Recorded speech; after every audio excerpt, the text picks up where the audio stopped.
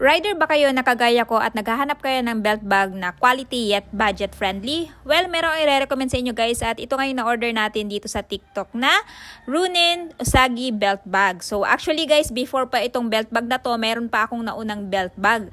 Ang nagustuhan ko kasi sa Usagi, hindi tinipid yung materials na ginamit sa kanilang mga bag. So makikita nyo naman guys, pagdating pa lang sa buckle, talagang durable na. Tapos sa zipper naman, ito ay ang zipper na YKK na kung saan kahit mabasa ng ulan ay hindi mapapasukan ng tubig. Pagdating naman sa inner guys, as you can see, meron siyang mga pocket. At dito naman bandang likod, pagdating sa buckle, ayan, napaka-durable din at adjustable din yung strap. And as you can see guys, napaka-minimalist lang din ng design. So nagtry ako guys na ipasok yung mga gamit ko. So yung dalawang phone ko, wallet, power bank, which is talagang napakabigat niyan. Tapos isa pang charger. And meron pa kayo mapaglalagyan dun sa bandang pinakaloob ng Usagi belt bag. Tapos sa pocket naman, naglagay tayo ng headset at saka ng wet tissue. At kita nyo naman guys, napakaluwag. Tapos meron pa siyang mga pocket sa gilid guys na pwede nyo din mapaglagyan ng inyo pang mga gamit. And tinry ko nga guys na basain siya. So ayan, binasa ko nga siya guys. At i-check natin mamaya kung nabasa ba yung loob. At tinodo ko na nga yung pagbasa guys. Actually, binusan ko siya ng isang tabong tubig.